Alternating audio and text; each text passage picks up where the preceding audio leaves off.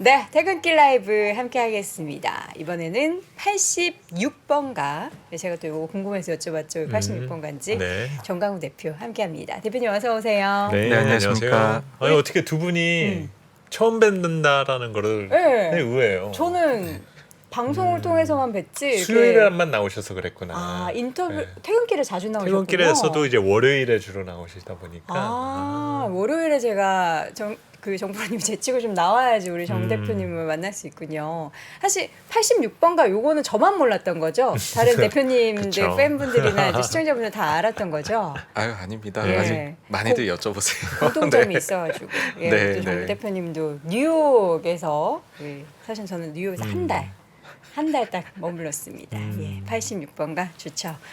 가봤는지 모르겠네요. 자, 오늘 우리 정강훈 대표. 근 한 달 조금 넘어서 이제 다시 네. 뵙는 것 같아요. 네, 그래서 6월 맞습니다. FMC 때 정도 의사록 내용 음. 설명해 주시면서 그때 나와서 말씀 주셨던 것 같고 네네. 그때도 이제 뭐 유동성 경색이 발견되지 않는다 얘기 주시면서 최근에 나와서 중장기나 아니면 단기 시장 전략 부분 하는 데 있어서 네.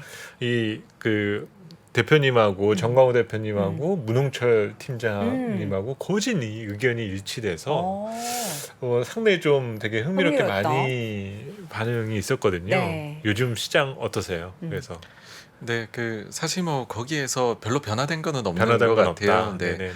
그리고 또 오늘은 조금 그런 게 음.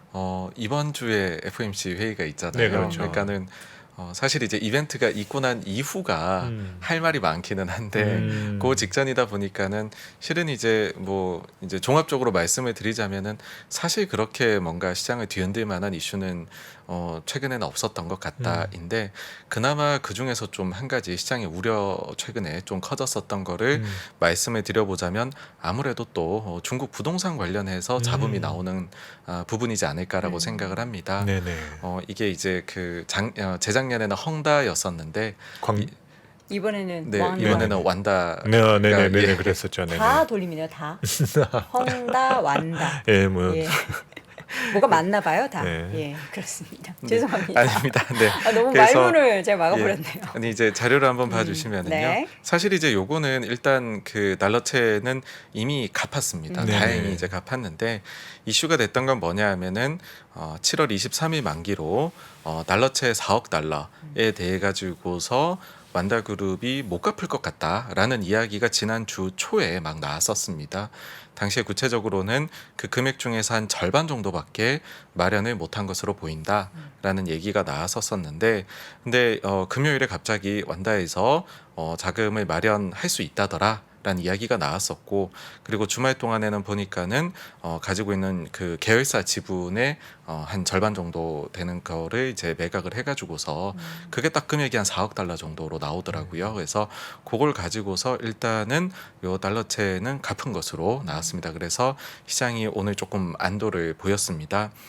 그러면은 이제 그 당장에 우리가 제일 궁금해할 만한 부분은 헝다 때도 보셨지만은 자꾸 이게 뭐 돈을 한 군데서만 빌린 게 아니다 보니까는 계속해서 만기가 돌아오잖아요. 그러겠죠. 그래서 헝다 때도 다음 만기는 언제냐, 다음은 뭔데 이렇게 보셨었는데 완다를 기준으로 한번 보시게 되면은요, 다음 채권 만기가 7월 29일 날에 있습니다.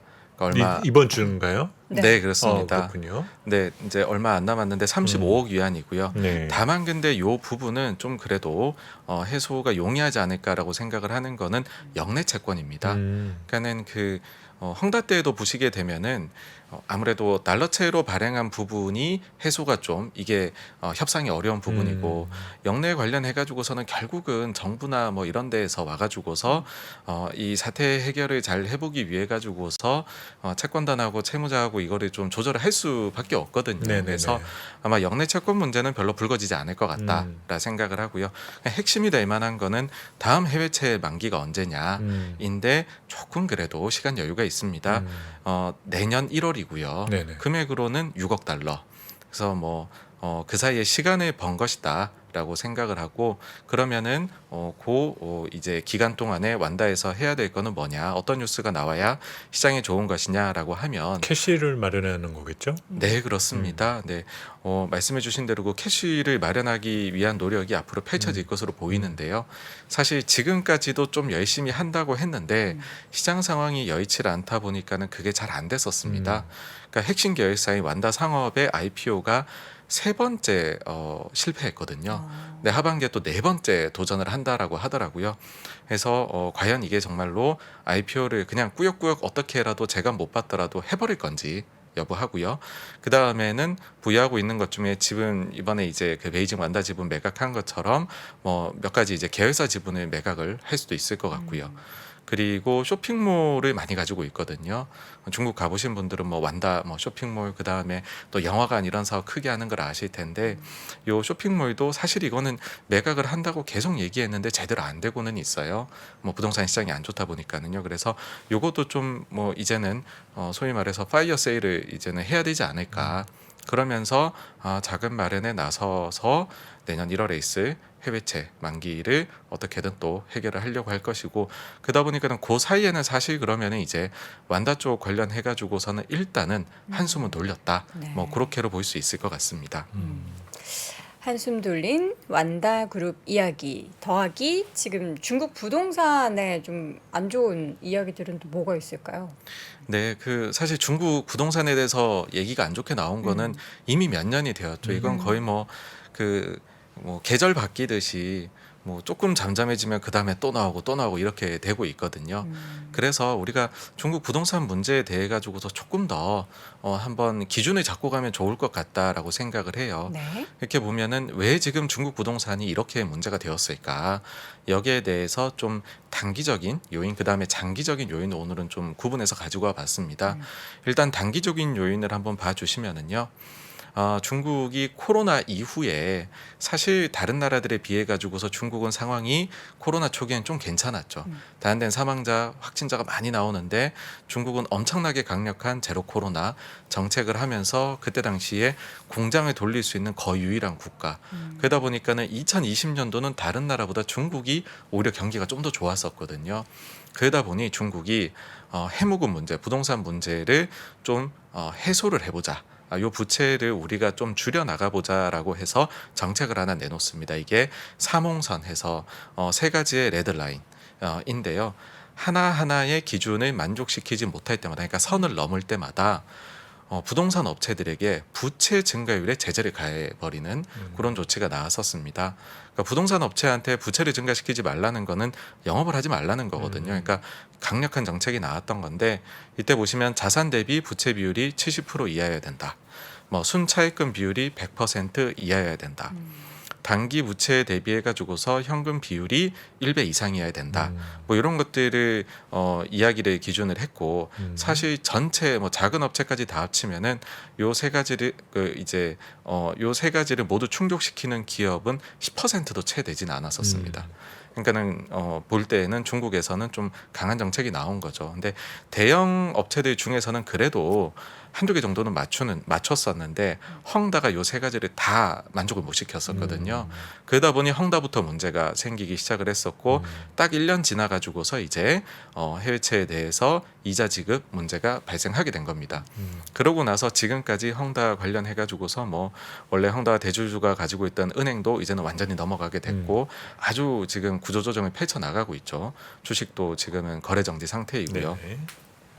그러고 나가지고서 중국이 상황이 좀 안 좋고, 그 다음에 제로 코로나에서 위드 코로나로 나아가다 보니까는 올해 1월 들어가지고서는 제한적으로 이 정책의 완화가 나타났습니다. 그래서 부동산 경기가 조금 나아지지 않겠느냐라고 했는데, 최근 보시면 아시겠지만은 부동산 뭐 뿐만 아니라 중국의 경제 데이터가 최근 2분기에는 좀 나쁘게 나왔었잖아요. 네, 그렇죠. 그러다 보니까는 부동산 쪽이 또 좀 문제가 생기는 그런 게 나오게 되었죠. 그러면 이제 장기적인 요인은 그러면 여기에서 어떤 게 있느냐라고 했을 때에는, 결국에는 중국이라는 국가가 지난 10년 넘게 너무 부채에 의존해서, 특히나 그게 부동산 쪽에 아주 집중된 그런 발전을 이뤄온 것이 결국에는 이게 계속해 가지고서 중국의 짐이 되어서 돌아오고 있다라는 점입니다. 그러니까 IMF에서 발표한 그러니까 사실 부채에 대해 가지고서는 기관들마다 이거를 좀 조사하고 하는 거에 따라 다르기 때문에 네네. 다른데요. IMF에서 발표한 거에 따르면은 민간 부채, 그다음 정부 부채를 합산해서 봤었을 때 21년도 기준으로 GDP 대비해서 어떠하냐라고 하면 중국이 너무 드라마틱하게 늘어났습니다. 그러니까 2007년도에는 요 비율이 135%였었거든요. 네. 이때 당시에 세계 평균은 197%. 그다음에 미국은 이제 그 서프라임 모기지 사태가 터지기 직전이니까 부채가 많은 시기였잖아요. 네네. 234%였었습니다. 네. 근데 중국은 그 이후에 거의 2배 가까이 늘었어요. 21년 기준으로 보시면 265%가 되어서 세계 평균인 249%를 이제는 넘어서게 되었습니다. 그러니까 부채 증가가 속도가 2배 다른 나라들에 비해서 빨랐던 거죠. 저 부분은 약간의 좀 논쟁의 여지가 있는 부분이 사실 미국은 좀 공공 부분에 많이 의존을 했고 중국은 사실 고도 성장기다 보니까 당연히 이제 성장 속도가 빨라서 민간 부분의 부채가 늘어나는 거는 좀 자연스러운 수순일 수도 있는데 네네. 너무 또 중국에 대해서만 엄격하게 본 부분이 있지는 않을까요? 네, 말씀해주신 대로 이게 발전을 해 나가는 과정에서 사실 우리나라도 예전에 그랬었고요. 그렇죠. 네, 네. 그러니까 정부 쪽에서보다는 민간 쪽에서 확 부채가 늘어나는 발전에 따라서 하는 부분이 있기는 한데 두 가지를 말씀을 드려야 될 것 같아요.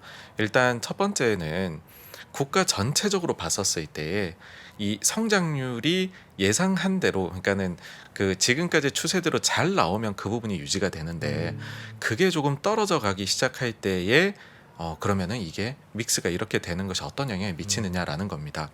그러니까 누가 보아도 민간 전체적으로 봐서 중간값이랑 정부가 그 나라의 정부가 빌린 거랑 신용도를 따지면 그래서 조달 금리를 따져보게 되면은 당연히 정부 쪽이 훨씬 더 낮게 조달을 할 수 있고 신용도가 높거든요. 그러니까는 민간 쪽에 똑같이 부채가 늘어나도 민간 쪽에서 훨씬 더 많이 늘어나는 상황이 사실은 좋은 거는 아닌 것이죠.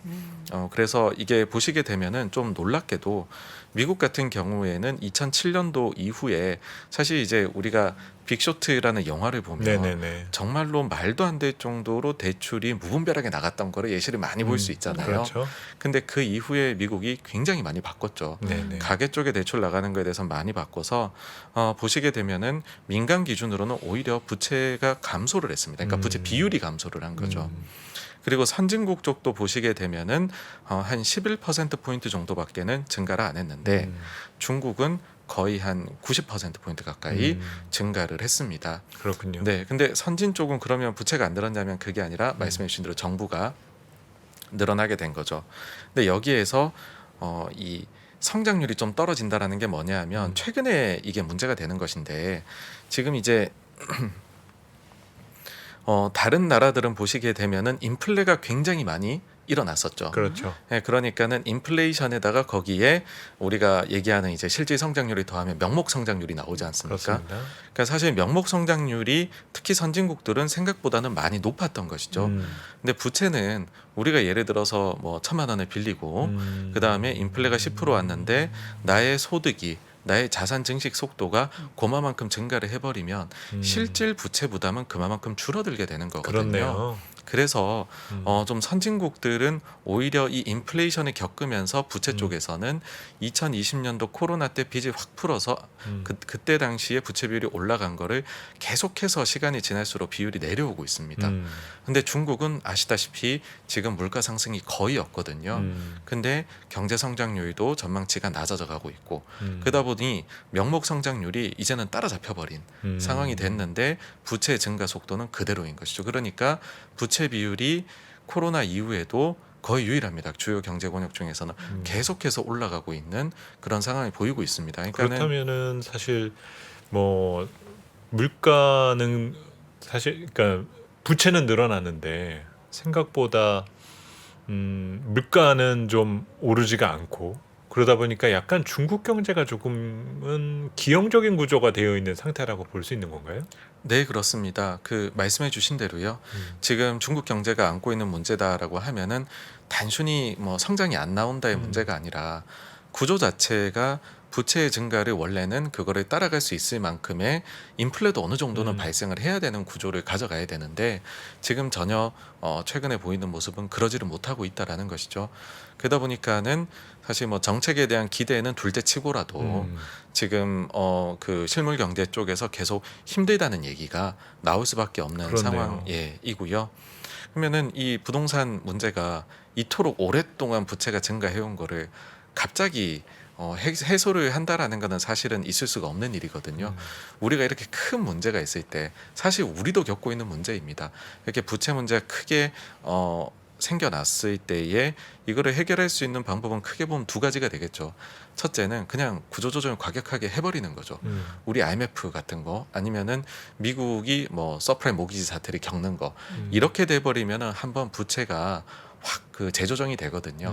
뭐 예를 들면은 이제 그 건실한 기업 그러니까는 굿 컴퍼니, 배드 컴퍼니 나누고 은행들도 굿뱅크, 배드뱅크 나눠 가지고서는 여기에 대해서 또 헤어컷을 얼마를 쫙 넣고 하며 부채가 순식간에 조절이 되어 버리거든요. 그럴 수 있죠. 예, 근데 이게 너무나도 뼈아픈 과정이다라는 거죠. 그리고 보통 이런 경우에는 정권이 인기가 확 떨어지고 교체가 되어버릴 수도 그럴 수 있는. 있죠. 네, 그러다 보니 최대한 터지지 않도록 서서히 상황이 좀 좋을 때는 그 버블의 김을 쭉 좀 빼고 상황이 안 좋아지면 다시 거기에 그러면 안 되는 걸 알면서도 버블을 조금 주입해서 다시 경기를 살려내려고 하는. 그러다 보면 부동산에 다시 부채가 또 좀 증가해버리는 그런 식으로 지금 중국은 선택을 한 것이 아닌가라고 생각이 되고요. 그러면은 뭐 결론적으로는 이게 터질 문제냐 아니냐라는 걸로 봤었을 때에는 중국 시장이 가지고 있는 독특함 때문에 저는 터지지는 않을 것 같다라고 생각을 해요. 그러니까 딴 게 아니라 중국이 금융시장의 개방이 굉장히 제한적이기 때문에 네네네. 그러니까 우리 같은 경우에 이제 문제가 됐던 거는 은행 같은 데에서 외채를 단기로 많이 끌고 왔는데 근데 이거가 장기적으로 투자가 들어갔고 여기에서 이익이 못 나오는 구조가 갑자기 되어버리니까는 미스매치가 발생해서 IMF 때 우리 외환위기를 맞았던 거거든요. 근데 중국 같은 경우에는 그런 구조가 아니다라는 거죠. 만약 진짜 문제가 생기면 중국 내에서 자기네들끼리 우리끼리 좀 조정하자, 좀 할 건 하고 이런 식으로 해서 이거를 계속 이제 좀 터트리지는 않고 갈 수는 있는데 그럼 이게 좋은 거냐 하면 아니죠. 이러면은 잠재 성장률은 계속 갉아먹혀 그러니까요. 가는 게 될 수밖에 없습니다. 지금 예. 대표님 말씀하신 대로만 들으면은 이게 문제는 안 될 것 같은데 네. 문제는 거품도 허용할 것 같지는 않거든요.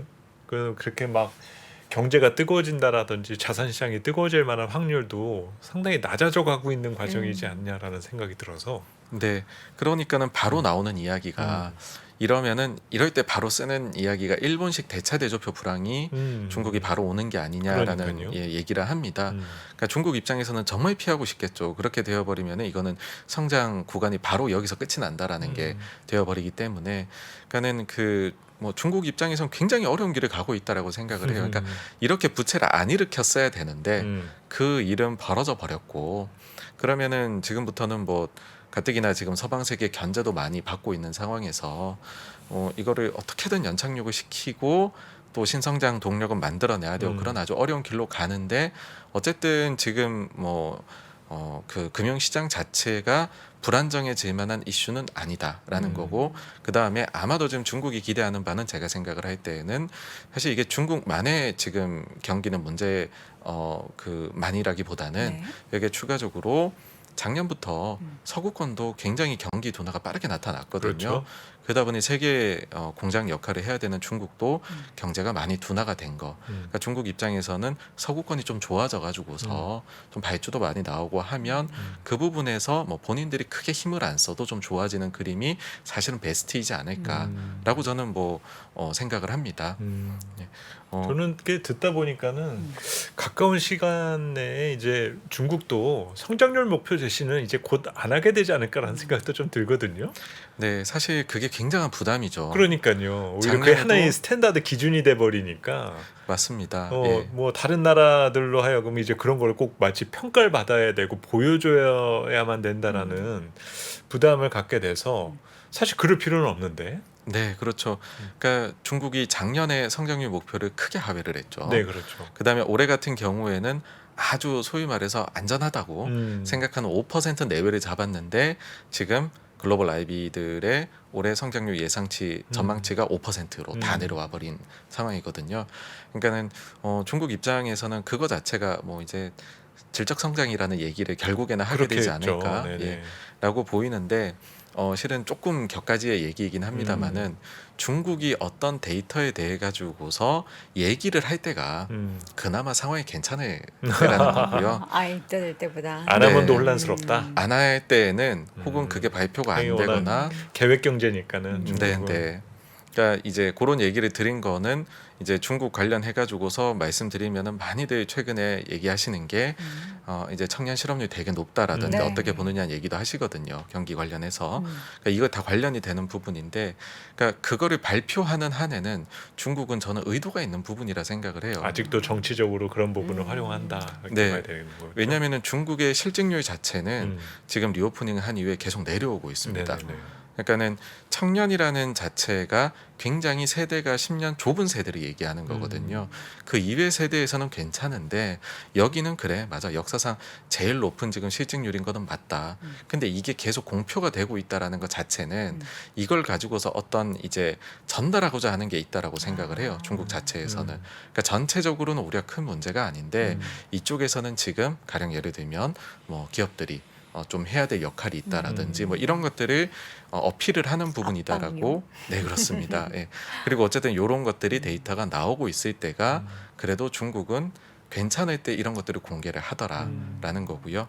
다시 이제 얘기로 돌아가지고서 네. 그러면은 이 문제에 있어 가지고서 앞으로도 계속 펼쳐질 텐데 중국은 어떤 식으로 해결책을 내놓을까 각각 개별 기업단에서 보게 되면 중국이 항상 쓰는 방법인데요. 일단 이 에퀴티하고 그러니까는 주주하고 채권단을 나눕니다. 그러니까는 주주들 중에서도 대주주하고 소액 일반 주주를 나누죠. 그래서 어쨌든 대주주는 이런 이제 문제를 일으켰으니까 모든 거를 거의 대부분을 잃게 만듭니다.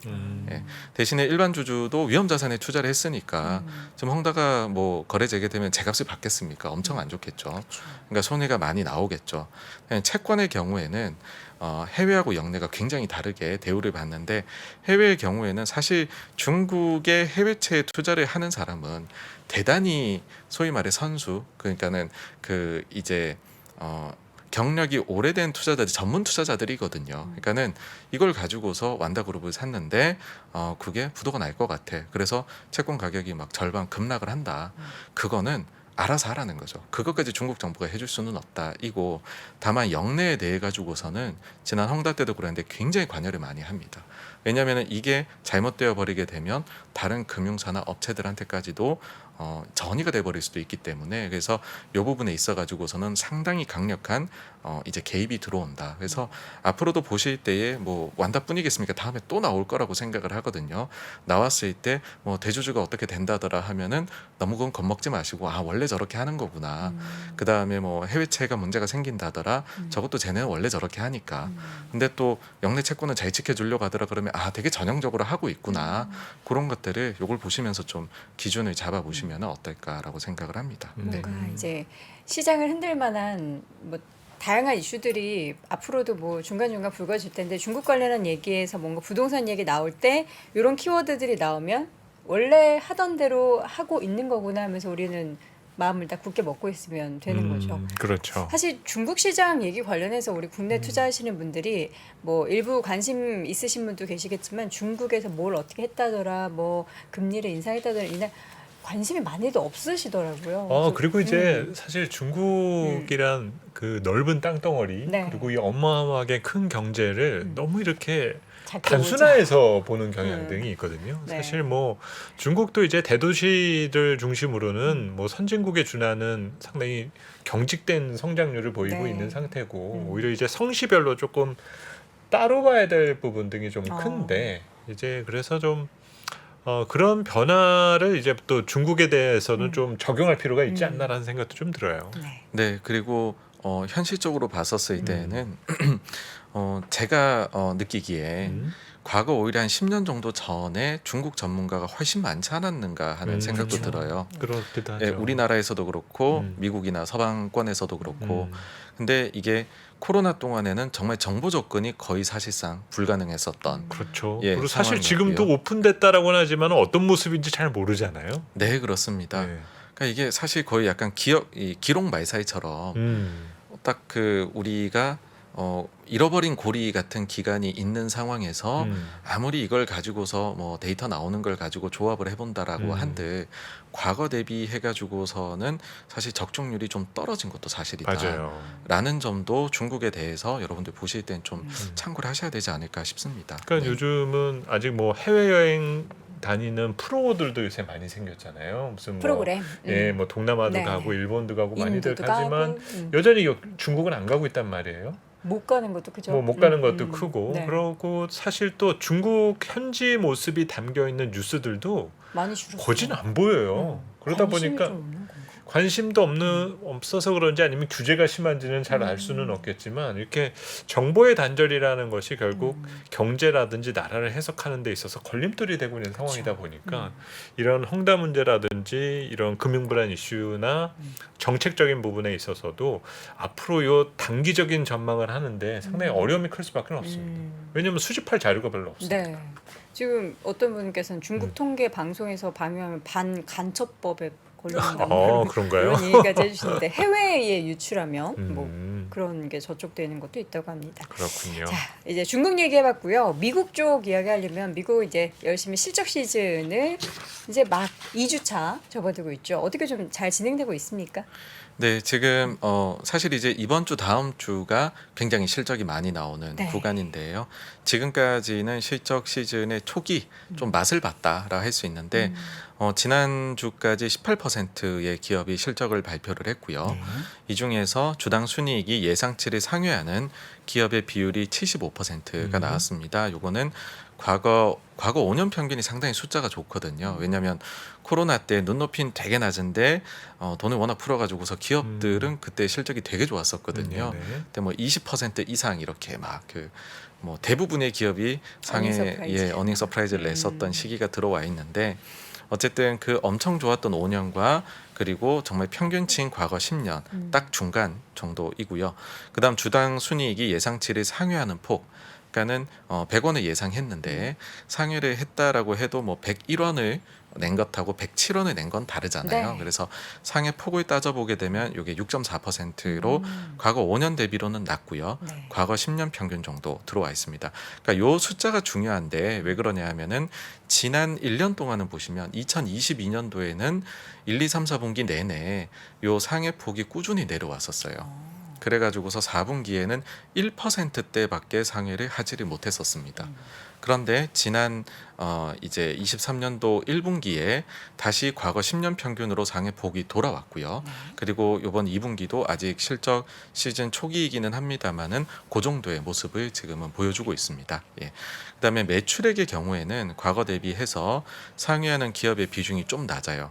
상해 폭은 뭐 5년 대비 낮고 10년 평균보다는 약간 높은 수준인데 매출액의 경우에는 어떻게 보셔야 되느냐 하면은 결국 이거는 인플레 영향입니다.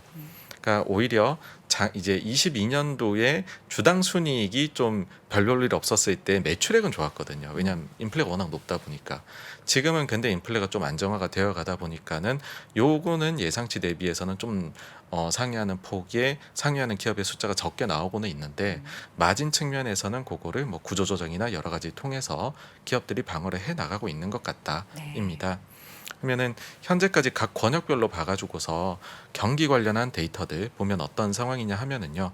중국하고 유럽의 경우에는 지금 예상 대비 해가지고서 최근 한 2달 정도, 3개월 정도는 부진하게 나오고 있습니다. 지금 방금 전에 유럽의 PMI 나온 것도 보니까는 예상 대비 모두 다 하회를 했거든요.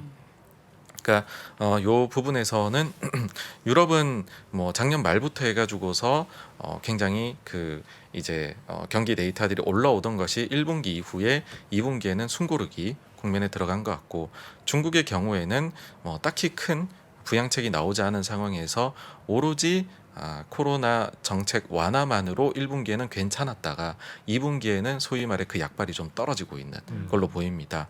근데 미국의 경우에 실리콘밸리 은행 사태가 터진 이후로 미국도 경기가 좀 둔화가 빠르게 됐었어요. 근데 최근에 나오고 있는 지표들 가령 예를 들면은 뭐 ISM 서비스업 PMI라든지요. 아니면은 그 이제 전미 자영업 연맹 낙관 지수라든지 그 이제 뭐 그런 데이터들을 보게 되었을 때는 좀 예상 대비 강건한 지표들이 뭐 나오고 있습니다. 미시간대 소비자 지수 같은 경우에도 그렇고요. 그래서 미국이 생각보다는 좀 괜찮다. 그래서 요 두 가지가 합쳐져 가지고서 만약에 이게 다 좋았다라고 하면은 우리나라 수출이 계속 개선세를 보였을 것 같아요. 근데 연초에 마이너스 뭐 17% 이렇게 갔다가 이게 마이너스 10%로 올라왔다가 6월까지요. 다시 7월에는 20일까지는 마이너스 15%로 내려앉은. 그래서 뭐 저는 그런 얘기는 드리고 싶어요. 제가 계속 뭐 실적 장세로 돌입을 할 것 같다 이런 말씀을 드리는데 데이터를 볼 때에 이게 그 인플레이션도 내려올 때 보시면은 정말로 선형으로 이렇게 내려온다라고 그러면은 베스트겠죠. 근데 내려올 때 보면은 과거에도 이런 식으로 들쭉날쭉 뭐 소위 말해 울퉁불퉁하게 내려오거든요. 마찬가지로 경기 같은 것들도 바닥을 치고 올라가기 시작을 할 때에는 역시나 거기에서는 들쭉날쭉이 저는 나올 수밖에 없다라고 생각을 합니다. 근데 그래도 다행인 것이 제일 여기에서 버팀목 역할을 해줘야 될 미국이 어쨌든 강건한 데이터가 나오고 있다라는 거는 주목할 만하다. 라고 생각을 하고요. 네. 그러면은 향후에 포인트가 될 만한 것들은 무엇일까?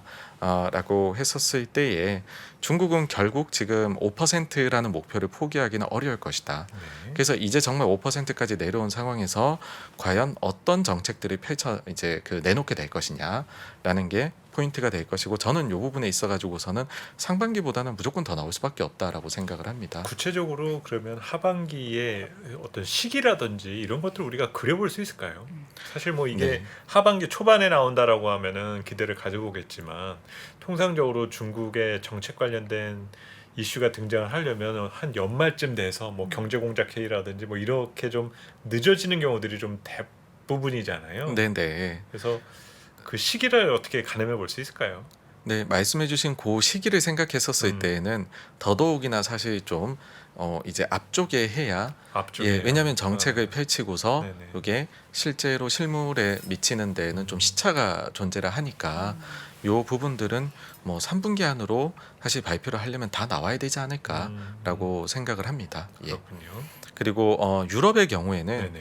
지금 유럽이 사실은 미국보다도 중앙은행이 더 매파성을 보여주고 있잖아요. 복잡하죠. 네, 근데 뭐 유로존의 주요 권역들의 지금 물가 추이를 보게 되면 최근 3개월 추이를 가지고서 넣어서 이게 연말까지 가게 될 것 같다라고 하면 전년 동기 대비로 봤었을 때의 유로존 물가가 9월하고 10월에는 3% 내외로 안정화가 되지 않을까라고 생각을 합니다.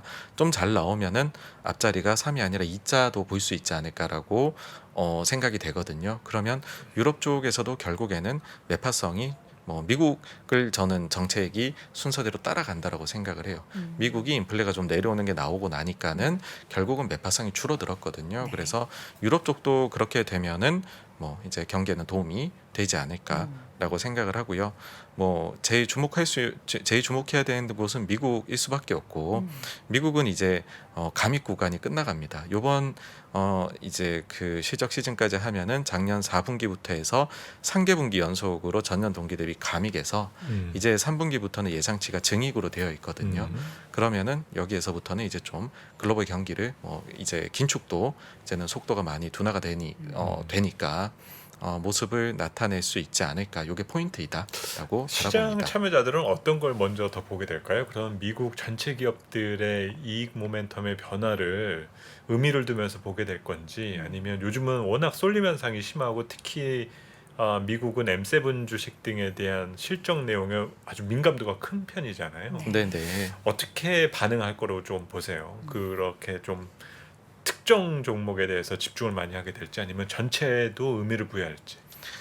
증시 전체 레벨로 봤었을 때는 결국 지금의 투자자들은 좀 참을성을 가지고 증시의 데이터 발표의 기회를 저는 계속 주고 있는 거다라고 생각을 합니다. 기회. 그러니까는 작년 말 이후로는 데이터가 좀 잘 나오다가 최근에는 미국을 제외하고는 지금 데이터들이 좀 한두 달은 내려왔거든요. 네네. 그럼에도 불구하고 주식시장을 보면은 별로 조정이나 이런 것들은 아니다라는 거죠. 그건 그렇죠. 뭐냐면 그런 식으로 경기가 다시 바닥에서 회복될 때는 울퉁불퉁할 수 있다라는 거를 보고서 기회를 계속 주는 거라 봅니다. 계속 데이터가 잘 나올 때까지 당분간은 우리가 기다려 줄 수 있어라는 것 같아요. 근데 말씀해주신 지금 중국, 유럽, 미국 어느 쪽을 먼저 볼 것이냐, 그거 자체는 시장의 색깔을 결정하는 것 같습니다. 그러니까 계속해서 미국 쪽만 좋은 그림이 나온다라고 하면은 사실 지금의 시장의 그림이 계속 가는 시기 되는 거죠. 왜냐하면 최근 한 2달 정도 나타난 모습이 사실은 그와 같은 데이터의 조합으로 나온 거거든요. 그래서 그거는 조금 이런 식으로 디테일하게는 나눠서 보시면은 어떨까라고 생각을 합니다. 네. 이런 것들을 보면은 하반기에 글로벌 전체적으로 걱정보다는 오히려 기대를 할 만한 부분들이 더 많은 것 같아요. 특히 그렇죠. 장기적인 측면에 있어서 특히 여기서 더 주목되는 거는 그런 기세가 일시적이 아니다라고 네. 한다면 사실 24년 상반기를 보는데도 중요한 힌트가 될 수가 있는 부분이거든요. 그렇죠. 네. 이렇게 되면은 이제 결국에는 금리 인상 사이클이 확실하게 이제 종료될 거라는 안심과 뭐 아니에요? 안심은? 뭐 여러 가지 그 부분은 약간 좀 대치되는 부분이 생기겠죠. 네. 네, 사실 뭐 그렇습니다. 경기가 좋고 이익이 이렇게 계속적으로 음. 좋아질 거다라고 한다면 음. 지금 금리를 낮춘다거나 피벗에 들어갈 이유는 사실은 없어지는 경기가 거거든요. 버텨내니까 네네. 금리는 어쨌든 물가에 따라서만 움직이는 걸로만. 그럼 금리는 어떻게 되는 건지. 그러니까는 그게 이게 제일 아주 궁금한데. 복잡한 함수입니다. 그러니까 음. 경기 데이터가 지금 나오는 게 좀 네. 부진하게 나와도 음. 이걸 오히려 좋아하는 투자자도 있다라는 거죠. 왜냐하면은 이게 너무 좋았었으면은 네. 그러면은 최종 금리 레벨을 지금보다는 훨씬 더 올려야 되는 거 아니냐, 음. 긴축을 훨씬 더 해야 되는 거 아니냐. 그러니까는 이거는 뭐 종합적으로 말씀드리자면은 뜨뜻미지근하게 나오는 게 제일 좋다라는 것이죠. 뜨뜻미지근의 기준은 어떻게 삼아야 됩니까? 네, 우리 그- 시장에서 예상하는 것보다는 뭐 약간 하회 아니면은 뭐 그 정도? 미국을 기준으로 말씀을 드려보면은요, 네. 요거를 몇 가지 나눠서 보면 맨 첫 번째로는 뭐 인플레이션. 인플레이션의 경우에는 지금 전년 동기 대비로는 3%를 찍었는데 하반기에는 뭐 기저효과 때문에 조금 올라가게 되겠죠. 근데 어쨌든 3%대에서 뭐 중후반까지 저는 올라갈 걸로 보는데 과연 안착을 하반기에 제대로 하는 모습을 보여줄 것이냐. 요거가 가장 뜨뜻미지근한 숫자가 되겠죠. 네. 그 다음에 이제 고용 측면에서는 고용은 나눠보게 되면은 실업률이 그래서 지금 바닥에서 거의 상승을 안 했거든요. 근데 이게 한 4% 초반 정도까지에 대한 상승은 시장에서는 좀 열어두고 있는 것 같아요. 그 정도까지도 오를 수도 있지라고 생각을 하는 것 같습니다. 그리고 월별로 고용 순증이 나타나는 거는 한 10만에서 15만 정도까지도 지금 최근 월들을 평균을 해보면은 20만 초중반 정도거든요. 근데 한 10만 중반 정도까지는 둔화가 되는 것도 이거는 뭐 괜찮은 숫자라고 생각을 할 것 같고요. 제일 좋아할 만한 거를 딱 이제 조합을 가져와 보자면은 경기는 괜찮고 실업률은 올라가지 않는데 이제 임금 상승률만 굉장히 빠르게 떨어져 버리는. 그러면서 더불어 가지고서 인플레이션도 빠르게 떨어져 버리는 게 베스트, 이건 이제 가장 이상향이고요. 그게 아니다라고 하면은 말씀드린 그런 조합들이 나오면서 경기 대해 가지고서는 뭐 그냥 숫자가 이제 기준치인 50에서 그냥 조금만 더 넘어주면 좋겠다. 이런 식이 지금 시장이 제일 바라는 소위 말해서 골디락스 숫자가 아닌가라고 생각을 합니다. 앞으로 그래도 저는 기대하겠습니다. 뭐 3분기, 4분기 저희가 뭐 시장 전망 지지난주에 막 이야기 나눌 때 뭐 3분기는 좋은데 4분기는 조금 이제 어렵다 뭐 이런 말씀해 주시는 분들도 계셨는데 저는 글로벌 경기가 버텨준다면 우리나라도 뭐 함께 따라갈 수 있다라는 믿음으로 기대해 보도록 하겠습니다. 이번 주에 예정되어 있는 이벤트들이 굉장히 많아요. 네, 맞습니다. 네. 그러니까 사실 이번 주는 뭐 중앙은행 주간이다라고 말씀드릴 그렇죠. 수가 있습니다. 뭐 미국, 그다음 유럽, 일본 이렇게까지 다 나오게 되는데요. 근데 그것 이외에도 꽤 중요한 숫자들이 나옵니다. 일단 경기를 볼 수 있는, 그러니까 유럽은 지금 부진한데 미국은 과연 뭐 PMI가 잘 나올 것이냐. 그다음에 최근 어쨌든 근원 물가에서 마지막 남은 우환이라고 해야 될까요? 네. 그거는 집값이거든요. 집값이 최근에 다시 전월 대비로 그렇죠. 상승하고 있는데 요게 계속 나타날 것이냐, 아니면 예상치 대비에 일단 예상치는 더 올라간다고 또 보고 있습니다. 대표님은 어떻게 보세요? 뭐 저는 과거 코로나 전 평균 정도 수준으로 그냥 회귀하지 않을까라고 생각을 해요. 그러니까는 코로나 이후에 집값 상승이 엄청나게 나타났잖아요. 네. 그리고 또 최근 한 1년 넘게는 집값 상승률이 또 빠르게 떨어졌었습니다. 근데 그러고 나서 최근에 보면은 전월 대비로 좀 올라가고 있는데, 코로나 직전 5년을 보시게 되면 C실러 20대 도시 기준으로 봐서 4% 후반 정도 집값 상승률이 나타났었거든요. 그래서 그냥 그 정도로 회귀를 하지 않을까. 그리고 그 정도 숫자라고 하면은 그 사이에 주거비 상승률은 당시에 CPI에 들어가는 주거비 상승률 기준으로 3% 초반이 나왔었거든요. 그러면은 그 정도는 지금 연준 입장에서는 땡큐라고 얘기할 수 있는 수준이지 않을까라고 생각을 합니다. 네. 그리고는 7월 FOMC 회의가 있는데 지금 일단 뭐 99% 이상 인상을 얘기를 하고 있다 네. 보니까는요. 이제 제일 궁금한 건 이제 어떤 얘기가 나오느냐일 것 그쵸. 같아요. 맞습니다. 예. 예상을 좀 해보셨나요? 두 분 모두? 네, 일단은 버냉키 전 의장도 이번이 마지막이 될 것 같다라고 훈수를 뒀잖아요. 네네. 그러면은 이번이 정말 마지막이다라고 하면 그다음 나올 얘기가 언제 인하냐, 이 얘기가 바로 나올 거거든요. 네네. 그렇죠. 그러면은 그 기준을 이미 작년 말에 얘기를 한 바가 있어요. 네. 그러니까 연준 인사들이 얘기한 게 뭐냐 하면 평균적으로 봤었을 때 마지막 금리 인상 이후에 금리 인하까지 11개월 정도 걸렸다. 이게 바로 이제 그 시작점이다. 이렇게 얘기를 했거든요. 그게 뭐냐 하면 1990년대 들어가지고서 연준이 금리를 올리고 첫 번째 금리 인하까지 걸리는데 평균 기간이 11개월이었어요. 그렇죠. 그러니까 그거를 가지고 온 겁니다. 음. 네, 그러면은 7월이 마지막이다라고 하면 내년 6월이 그럼. 될 수가 있는 거죠. 그러면은 지금 시장이 내년 상반기 얘기를 하고 있는데 그게 사실은 2분기를 보고 얘기를 하는 거거든요. 그러면 시장하고 큰 차이는 없는 거죠. 네, 시각 자체가요. 근데 저는 그것보다는 더 좀 제가 만약에 그 자리에 있다라고 하면 질문을 해보고 싶은 거는 뭐냐하면 지금 연준이 비전통적인 방법을 써가지고서 오고 있잖아요. 네. 이게 금융위기 때 썼던 거 하고 지금까지는 확 이제 그 돈을 풀어가는 방식, 그 다음에 돈을 조여가는 방식, 이 순서가 동일합니다. 그러니까는 금융위기 이후에 돈을 풀었다가 QE를 했다가 막 이렇게 금리 올리고 하는 거 있잖아요. 네네네. 테이퍼링하고 네네. 그거랑 순서가 지금 나오는 게 동일하거든요. 그러면은 금리의 마지막 인상과 첫 번째 금리 인하 사이에 나오게 될 게 뭐냐 하면은 QT의 QT 감액이거든요. 그렇죠. 그래서 감액이 될까요? 종류를 먼저 발표할까요? 그래도 순서상으로는 감액부터 하면서 조금 우선은 조금씩 살살 절대적으로. 예. 그러면 뭐 좀 돌려서 질문하자면 네네. 이번에도 지난번과 같은 순서대로 갈 것이냐라는 거를 묻고 싶을 것 같고요. 더 직접적으로는 감액 언제부터 할 거냐라는 거 얘기하고 싶은데 많이 이제 투자자분들이 기억해 두셔야 될 부분이 그걸 것 같거든요. 이제 QT를 축소하기 시작한다. 이거가 이제 하나의 금리 인하의 전조 현상 중에 하나다라고 이제 우리는 포착할 수 있는 부분인데 네네. 그 현상이 일어나면은 금리는 어떻게 반응할 거고 그리고 주식 시장은 어떻게 발전할 거냐가 이제 가장 궁금하거든요. 맞습니다. 첫 번째로 금리는 어떻게 반응할까요? 이게 사실 사례가 한 번밖에 없어서 그러니까요. 네. 굉장히 미흡하기는 합니다. 이 조사 자체가.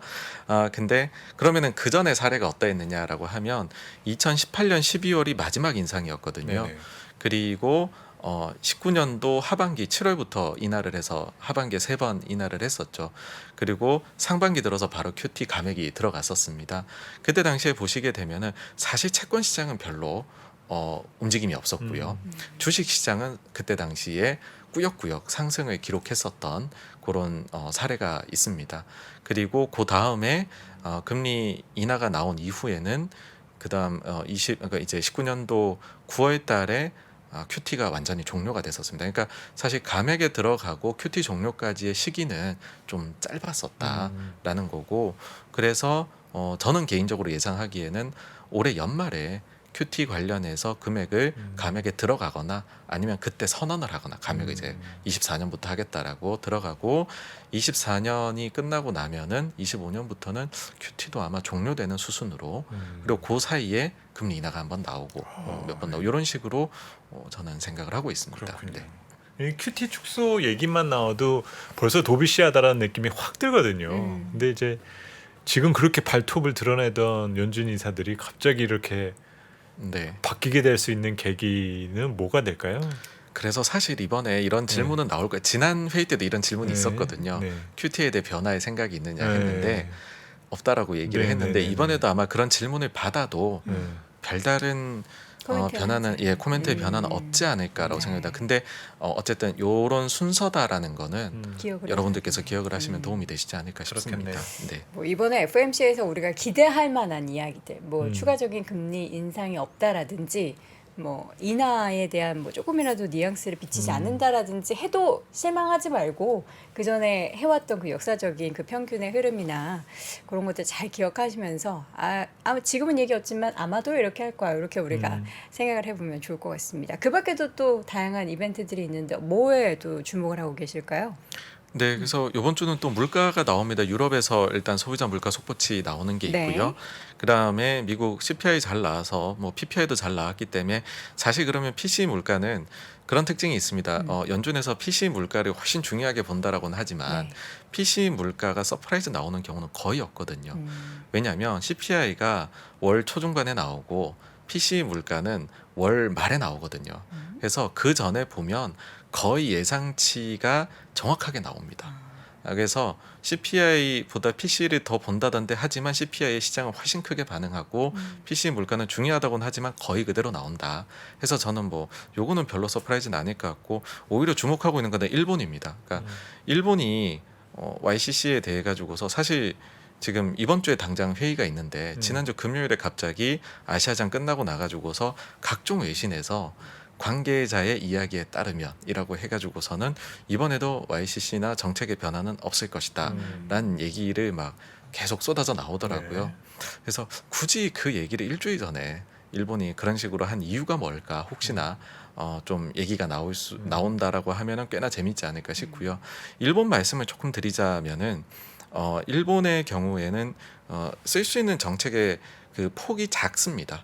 그러니까 일본은 워낙에나 저금리를 오래 했었고 미국처럼 금리를 많이 올릴 수도 없고 많이 내려봤자 마이너스를 심하게도 할 수 없거든요. 그래서 일본이 하는 방식은 항상 정책의 크기를 가지고 결정하기보다는 타이밍을 예상 못한 때 딱 해가지고서 시장의 기대를 뒤흔드는 방식을 쓰거든요. 그래서 저는 오히려 미국이 정말로 확정적으로 금리를 안 올린다. 그거는 뭐 9월 정도에 되면 확인이 우리가 될 거잖아요.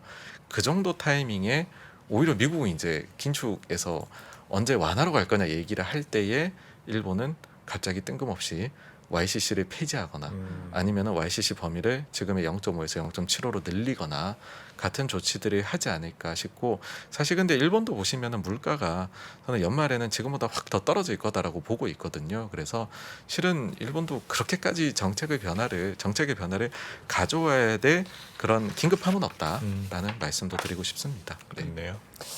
다음 달에 물가 지표가 이번 때보다 또 올라갈 수 있을 거라는 그런 전망도 유가 때문에 작년에 유가 고점 그리고 이제 좀 슬로우해진 게 8월 뭐 9월 이쯤이었으니까 그런 거에 대해서는 혹시라도 이제 연준은 계속해서 내려가는 거를 보고 시장도 내려가는 걸 기대했는데 갑작스럽게 조금 튀어오르는 것에 대해서도 어떻게 좀 대표님 염두에 두고 계십니까? 네, 그 시장에서의 기대 자체가 어차피 그 베이스가 굉장히 낮기 때문에 네. 하반기에는 또 좀 올라갈 걸로 보고 있습니다. 그리고 내년부터 이제 다시 또 내려가는 걸로 보고 있고 연준의 전망도 지금 인플레 전망도 그렇게 나와 있습니다. 그래서 말씀해주신 그 조금 이제 그 전년 동기 대비 숫자가 튀어오르는 부분은 네. 이미 그거는 반영이 되어 있다라고 말씀드릴 수 있을 것 같고요. 다만 이제 각종 그 물가 관련한 선행 데이터들이 있거든요. 예를 들어서 전체 헤드라인 CPI 같은 경우에는 ISM 제조 PMI의 뭐 지불 가격이라든지 아니면은 주거비 같은 경우는 집값에 상당히 길게 이제 긴 텀을 두고서 기간을 두고 후행한다라든지 푸드 프라이스 같은 경우에는 미국의 그 비료 가격에 후행해서 움직인다라든지 아니면은 근원 물가 같은 경우에는 미국의 그 이제 구인에 또 후행해서 움직인다라든지 같은 것들을 조합을 해보면 대부분의 것들이 근데 안정화를 얘기를 하고 있거든요. 그러니까 하향 안정화를 얘기를 하고 있습니다. 그래서 저는 물가 쪽에서는 하반기에 어쨌든 안정화, 특히나 근원 쪽이 안정화되는 모습이 좀 나오지 않을까. 그리고 뒤이어서는 말씀드린 대로 유럽도 안정화 나올 수 있고, 일본 같은 경우에도 일본은 어떤 특징이 있냐면은 일본이 작년에 물가가 그렇게 안 높았어요. 그 이유는 뭐냐면 통신비를 드라마틱하게 낮췄기 때문이거든요. 통신비가 4%가 넘는데 이게 거의 40% 가까이 하락을 시켰었어요. 이 부분을. 그걸로만 엄청나게 물가를 하락시키는 효과를 가져왔는데 1년 지나면 이 효과는 없어지지 않습니까? 그래가지고서는 지금은 오히려 이게 7% 8% 상승을 이끌고 있어요. 요게 올해 4분기 되면은 그 이제 소위 말해서 베이스가 낮았던 효과, 높았던 효과가 다 끝나거든요. 그러고 나면은 지금 요 통신비만 가지고도 똑같다로 0으로만 가정을 하면 0.3%포인트 이상 현재 일본 물가 더하기로 플러스로 기여를 하고 있습니다.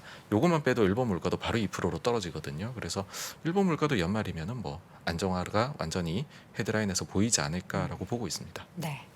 우리 정 대표님 살이 좀 빠지셨나요? 우리 시청자분들께서 건강 걱정 많이 댓글로 좀 올려주시는데 아닙니다. 다이어트를 하신 건가요? 아니면 오늘 요새 일정이 좀 많으셔서 살이 좀 빠지셨나요? 오늘 조명이 좀 아 그래요? 전혀 문제 없다고 합니다. 여러분 걱정 마시고요. 그럼에도 불구하고 앞으로도 건강 잘 챙기시고요. 오늘 지금까지 86번가 정광훈 대표 함께했습니다. 대표님 고맙습니다. 감사합니다. 복잡하고 어렵게 느껴지는 재무제표와 용어들, 친절한 투자 멘토 사경인 마스터가 매주 새로운 콘텐츠로 알기 쉽게 설명해드립니다. 재무제표 분석과 포트폴리오 구성, 뭐 양대 재무제표라고 그러면 대차대조표랑 손익계산서가 있거든요. 매수 매도 방법, 이때 사는 게 좋겠네. 이렇게 사면 좋겠다. 근데 이렇게 살려면 뭘 해야 되냐면요. 나머지 3분의 1은 놔둬봅니다. 어디까지 가는지. 실전 투자 팁까지 알려드립니다. 오직 3프로 멤버십에서 에서만 만나실 수 있습니다.